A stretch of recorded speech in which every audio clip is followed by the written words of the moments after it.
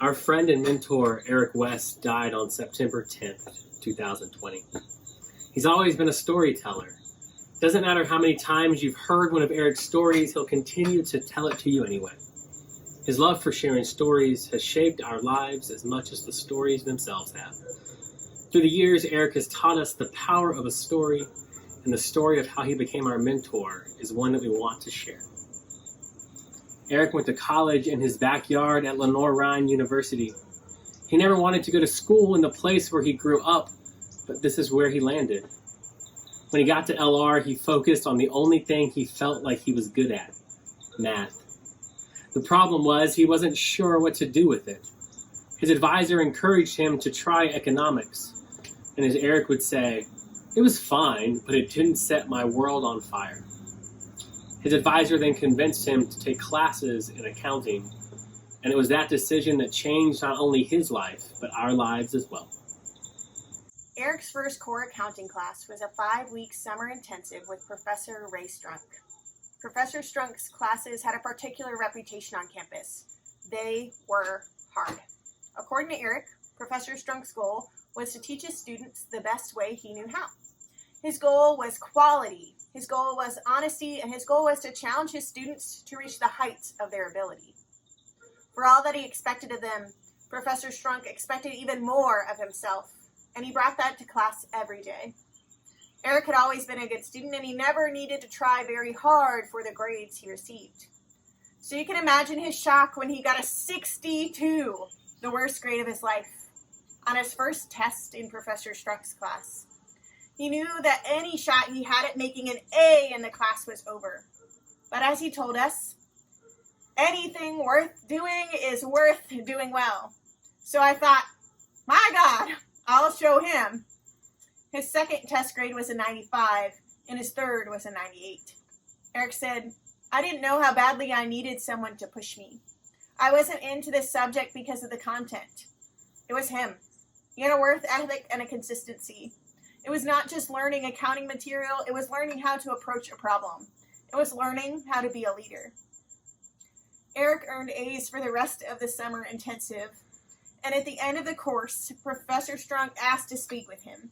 He told Eric that he was impressed with the improvement and the consistency of his grades, and despite his class average, he earned an A for the course. Professor Strunk then asked Eric if he had a job.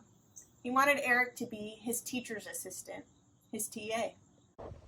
Eric worked with Professor Strunk for a couple of semesters. He told us being his TA was easier in a sense because he had a direct connection to him and could go to talk to him. And it was harder because he did not want to let the man down. He did not know he needed a mentor until he had found one. If you fast forward about 15 years, Eric lived 20 minutes from LR. He was married to Tammy, whom he met while working as a TA in Professor Strunk's class. They had a son, Robert, who was in middle school at this time. There was also a group of LR students from church who were hanging around his house because Eric and Tammy fed them dinner each week. As Eric spent more time with them, he realized that he had something to say about the things that were going on in their lives, but he wasn't sure how to say it. Professor Strunk had passed away, and Eric needed a new mentor. He found one in Royal Yunt. Royal was from Hickory, and he was a long-term Lutheran bishop of the Florida Bahamas Synod. When he retired, he returned to Hickory and joined Eric's church. At a time when Eric wasn't sure he could really make a difference in someone else's life the way that Professor Strunk had in his, Bishop Yunt helped him realize that he could. Eric showed up at Royal's house about once a month. Royal's wife, Martha, would make cookies and they would sit and talk. Eric told us he had all kinds of questions for Royal. How do you stay married for 50 years? How do you lead and have an impact, but still like people? Where did I see myself? What are my challenges? How can I make a difference in a young person's life? He told us that Bishop Yunt taught him that mentors have things to say because they have taken the time to understand what needs to be said. In order to serve in someone else's life in this role, Eric realized that he had to be more vulnerable than he was normally comfortable with. He told us, I wasn't going to let anyone too close because I didn't really like people all that much. Part of that is a defense mechanism, but I started realizing that in order to speak into someone's life, you have to have a connection with them. and that it has to be honest or someone will see right through it. And it has to be real because otherwise it wouldn't matter. To be mentored by Eric means that your entire life is up for conversation. He is just at ease talking with you about your love life, or your plans for one, as he is about faith, politics, and education.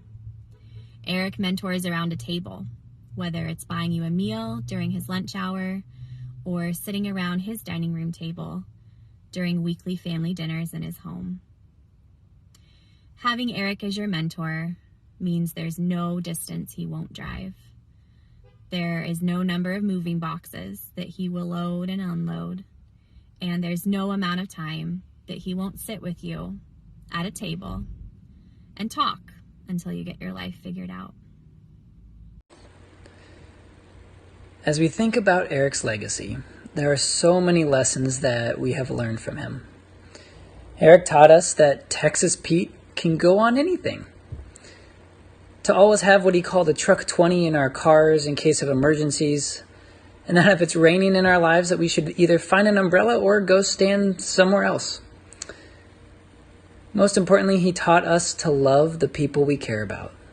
He taught us that there is nothing more valuable than our time, and that each new stage of life, getting married, buying a house, having children, may be scary, but that we can't let fear hold us back or force us to make decisions. We are the college kids, the young colleagues at Eric's work, and the young people from his church and the North Carolina Synod who have been mentored by Eric. We are all now grown adults with careers and families of our own, and still at the end of our visits with him at his home, he would walk us out to our cars and say, "Love you. Do you need anything?" He has spoken into our lives in so many ways, and now we are wrestling with the reality that he will not always be here with us. More than anything, what Eric taught us is that a legacy isn't really about what you leave behind. A legacy is about what you have chosen to pass on. What Eric first received from Professor Strunk and Bishop Yunt, he passed on to us. And the calling of this legacy in our lives is that we would show up for others and invest in the lives of others the way that Eric did for us. Before Eric died, we were able to share this story with him, and now we're sharing it with you because we believe the world needs more mentors. We've created a Lutheran campus ministry fund in Eric's memory in hopes of connecting young adults with mentors of their own. To give to this fund in memory of Eric or in honor of a mentor who has walked alongside you in your life, you can make a check donation directly to the NC Synod, ELCA, Eric West Family Dinner Fund, or give online at nclutheran.org by clicking the Donate button. Select Leadership and Discipleship, and then add Eric West Family Dinner Fund in the memo line. Eric, we love you. Thank you for everything you have taught us.